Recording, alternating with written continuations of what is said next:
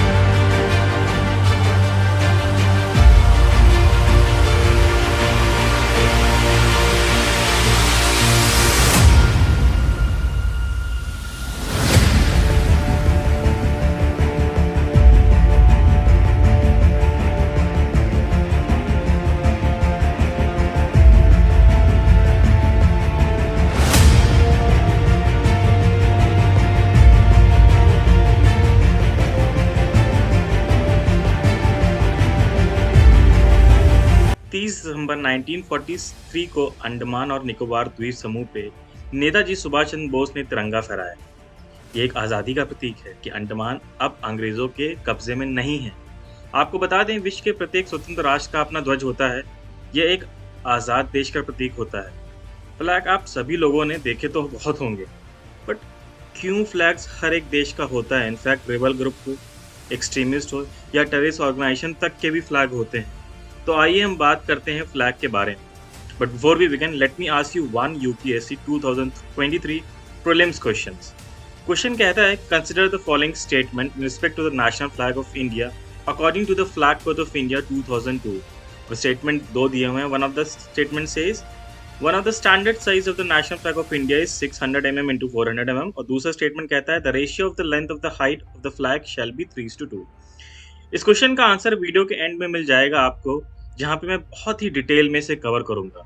तो आइए बात करते हैं फ्लैग के इंपॉर्टेंस की। भारतीय राष्ट्रीय ध्वज राष्ट्रीय गौरव, सम्मान और देशभक्ति का प्रतीक है। ये भारत के लोगों की आशाओं और आकांक्षाओं और मतभेदों के बावजूद देश के लोगों की एकता का प्रतिनिधित्व करता है। ये झंडा देश की विविधता का भी प्रतीक है और लोगों को स्वतंत्रता सेनानियों के बलिदान के प्रति उदासीन महसूस कराता है। पिछले 7 दशकों में आर्म फोर्स के सदस्यों ने सहित कई लोगों ने तिरंगे को उसकी पूरी शान से फहराने के लिए अपने जीवन का बलिदान कर दिया। झंडे के कई अर्थ होते हैं, जिनमें शामिल है एकजुटता करना, मतलब यूनिफाई कराता है सबको। झंडा लोगों को एक साथ ला सकते हैं, जैसे कि हम खेल के दौरान या कोई राष्ट्र अपने इतिहास का जश्न मना रहा हो या हिंसा का सामना कर रहा हो। आप खुद ही देखिए इन वीडियोस को, शर्त या गूज़बम्स आएंगे जितनी बार देखेंगे इस वीडियो को।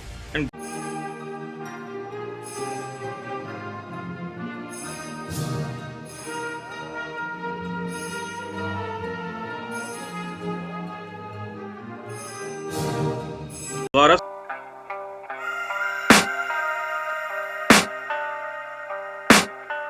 I can hear the demons call when they do what they do.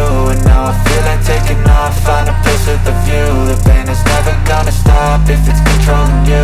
I know that time can heal it all, I just gotta get through. I just gotta get through, I just gotta get through. Cause I feel like taking off, find a place with a view. The pain is never gonna stop if it's controlling you. I know that time can heal it all, I just gotta get through. Sometimes I feel like all is lost, but I know it's not true. I wanna put up all my walls cause I'm not in the mood, but then I cut myself off from the rest of the room. I know that time can heal it all. ध्वज लहराया है। यहाँ तक कि दूसरे countries ने भी appreciate किया है इंडिया के इवैक्यूएशन प्रोग्राम्स को। फ्लैग देशभक्ति का प्रतीक है। भारत ने कई वॉर पाकिस्तान से जीते हैं एंड सभी जगह जीतने के बाद ध्वजारोहण किया है, जैसे कारगिल वॉर की ये फोटो बहुत ही प्रचलित है। टाइगर हिल पर हमारे जवानों द्वारा ध्वजारोहण। झंडा सांस्कृतिक प्रतिनिधित्व भी करता है। वो वहाँ के कल्चर, लोगों और देश की सोच को भी प्रदर्शित करता है। आइए अब हम वीडियो के दूसरे पहलू की तरफ चलते हैं, जो कि है इंडियन फ्लैग की हिस्ट्री। पहला राष्ट्रीय ध्वज 1904 में सिस्टर निवेदिता द्वारा डिजाइन किया गया।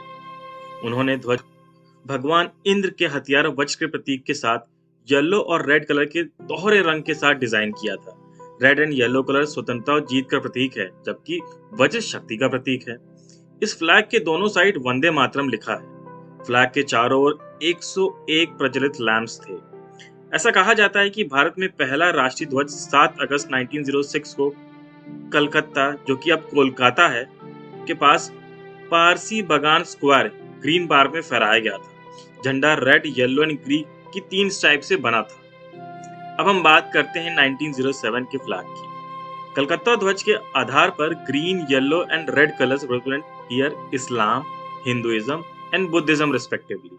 इन फर्स्ट ग्रीन स्ट्राइप 8 खिले हुए कमल थे, जो स्वतंत्रता पूर्व भारत के 8 प्रांतों का प्रतिनिधित्व करते थे।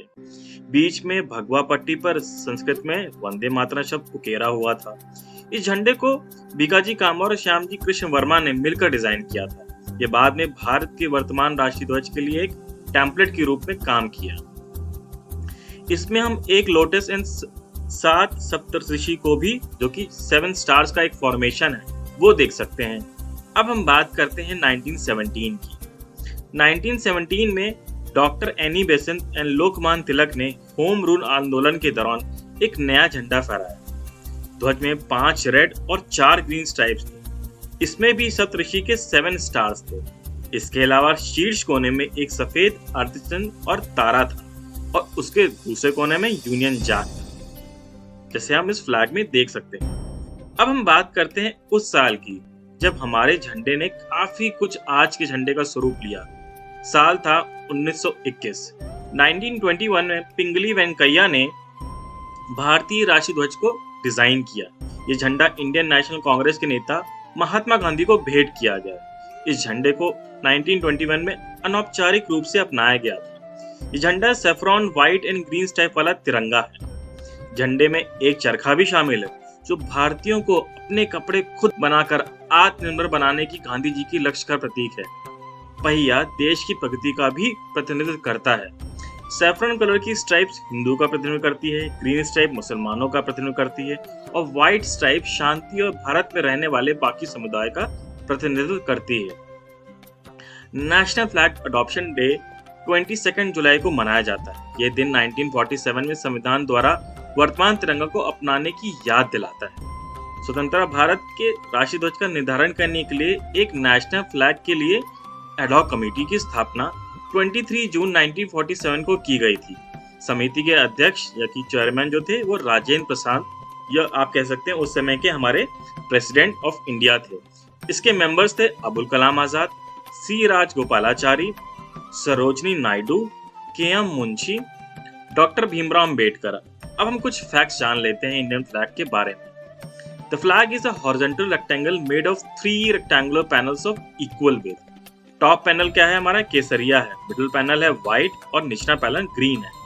भगवा रंग यानी सेफ्रॉन कलर शक्ति, साहस, बलिदान, वीरता, ज्ञान और कर्म का प्रतिनिधित्व करता है। सफेद रंग शांति, सत्य और धर्म चक्र का प्रतिनिधित्व करता है। हरा रंग फर्टिलिटी, विकास और शुभता का प्रतिनिधित्व करता है। मध्य में अशोक चक्र जीवन चक्र का प्रतिनिधित्व करता है। अशोक चक्र की 24 तीलियों की व्याख्या अक्सर दिन के 24 घंटों का प्रतिनिधित्व करने के रूप में की जाती है, जो इस बात का प्रतीक है कि राष्ट्र को 24 घंटे गतिमान रहना चाहिए और प्रगति करती रहना चाहिए। तो ये फ्लैग से रिलेटेड कुछ महत्वपूर्ण बातें थी। अब हम अपने क्वेश्चन की तरफ आते हैं। उसके साथ कुछ और रोचक तथ्य एंड जानकारी देंगे इंडियन फ्लैग से रिलेटेड आप सभी व्यूअर्स को। क्वेश्चन में 2 स्टेटमेंट है, जैसे कि हमने पढ़ा था। पहला statement, one of the standard size of the Indian national flag of India is 600 mm into 400 mm। तो पहला स्टेटमेंट अब हम आपको बता देते हैं कि एक टेबल है, यूज, डिस्प्ले एंड उसे कैसे फहराया जाना, ये सब फ्लैग कोड ऑफ इंडिया 2002 के तहत की। ये कोड ये भी गवर्न करता है कि कैसे प्राइवेट, पब्लिक या गवर्नमेंट इंस्टीट्यूशन फ्लैग को फहराएंगे एंड उसके कैसे फोल्ड करेंगे, कैसे उसे वापस रखेंगे पूरे सम्मान के साथ। ये सभी जानकारी एक ही जगह एकत्रित है। अब हम अपने स्टेटमेंट 1 पे आते हैं, जो कहता है one of the standard size of Indian national flag is 600 mm into 400 mm। ये हम टेबल में भी देख सकते हैं कि कहीं भी ये कॉम्बिनेशन नहीं दिया हुआ है, तो स्टेटमेंट 1 हमारा गलत हो जाएगा। अब देखते हैं स्टेटमेंट 2 क्या कहता है। The ratio of the length to the height of the flag shall be 3:2। जैसे कि हम फिगर में देख सकते हैं कि ये स्टेटमेंट सही है, तो करेक्ट आंसर डी हो जाएगा। अब कुछ इंटरेस्टिंग फैक्ट्स बताता हूँ इंडियन फ्लैग से रिलेटेड। 30 दिसंबर 2021 के आदेश के जरिए इंडियन फ्लैग कोड 2002 में कुछ अमेंडमेंट्स किए गए और पॉलिस्टर या मशीन से बने राष्ट्रीय ध्वज को बनाने की अनुमति दे दी गई, जो कि पहले नहीं थी। Now the Indian flag shall be made of handspun, hand woven और machine made cotton, polyester, wool, silk, khadi, bunting as per the amended flag code. क्या आपको पता है कि पहले एक आम नागरिक ध्वजारोहण ऐसे नहीं कर सकता था, चाहे वो कितना भी बड़ा देशभक्त क्यों ना हो? उसे प्रॉपर रूल्स पता होने चाहिए। पर 2004 में एक ऐतिहासिक फैसला आया, Naveen Jindal versus union of India 2004 केस। 2004 में भारत के सर्वोच्च न्यायालय यानी कि सुप्रीम कोर्ट ने Naveen Jindal versus union of India के मामले में फैसला सुनाया कि राष्ट्रीय ध्वज फहराने का अधिकार नागरिकों को मौलिक अधिकार है, अर्थात फंडामेंटल राइट है उनका। अदालत ने फैसला सुनाया कि झंडा फहराने की आजादी लोगों के लिए देश के प्रति अपना गौरव और निष्ठा व्यक्त करने का एक तरीका है। Apart from this, the court also ruled that the flag code is not a law under Article 13 subclause 3 subclause A of the Constitution of India. अब कुछ डाउट्स होंगे आप में से कुछ व्यूअर्स के कि क्या इंडियन फ्लैग 24 घंटे फहराया जा सकता है? As per the paragraph 2.2 of the Flag Code of India, जनता का कोई सदस्य, कोई प्राइवेट ऑर्गेनाइजेशन या एजुकेशनल इंस्टीट्यूशन राष्ट्रीय ध्वज की गरिमा और सम्मान के अनुसार सभी दिनों या अवसरों पर राष्ट्रीय ध्वज फहरा सकता है अथवा प्रदर्शित कर सकता है। दूसरा सवाल, क्या इंडियन फ्लैग रात में फहराया जा सकता है? हाँ, भारतीय राष्ट्रीय ध्वज को रात में फहराया जा सकता है यदि इसे खुले में या जनता के किसी सदस्य के घर में प्रदर्शित किया गया। झंडे को दिन और रात फहराने की अनुमति देने के लिए इंडियन फ्लैग कोड में 20 जुलाई 2022 को अमेंडमेंट किया गया था। पहले केवल सूर्योदय और सूर्यास्त के बीच ही तिरंगा फहराया जा सकता था। अब कुछ यूनिक फैक्ट्स बताता हूँ आपको। क्या आप जानते हैं पहली बार स्पेस में कब भारत का झंडा फहराया गया था? तो जवाब है 1971। इंडियन फ्लैग ने पहली बार 1971 में अपोलो 15 पर सवार होकर अंतरिक्ष की यात्रा की। 1984 में अंतरिक्ष यात्री विंग कमांडर राकेश शर्मा ने इंडिया यूएसएसआर की स्पेस उड़ान के दौरान अपने अंतरिक्ष शूट पर ध्वज को पदक के रूप में पहना हुआ था। 15 नवंबर 2008 में भारत चंद्रमा पर अपना झंडा उतारने वाला चौथा देश बना। क्या आप बता सकते हैं कि पहले 3 देश कौन से थे? कमेंट सेक्शन में जरूर लिखिएगा ताकि मैं भी जान सकूं कि कितना इंटरेस्ट है आप लोगों को फ्लैग के बारे में। और मैं इंडियन फ्लैग से रिलेटेड एक और वीडियो लेकर जरूर आऊंगा, उसमें भी आपको बहुत सारे इंटरेस्टिंग फैक्ट्स शेयर करूंगा। इस वीडियो को सभी देशभक्तों को शेयर कीजिए ताकि वो भी भारत के गौरव हमारे तिरंगे के बारे में जानकारी ले पाए। Till then, stay tuned to your channel Gurukul IAS. Thank you. Jai Hind. God bless and bless you.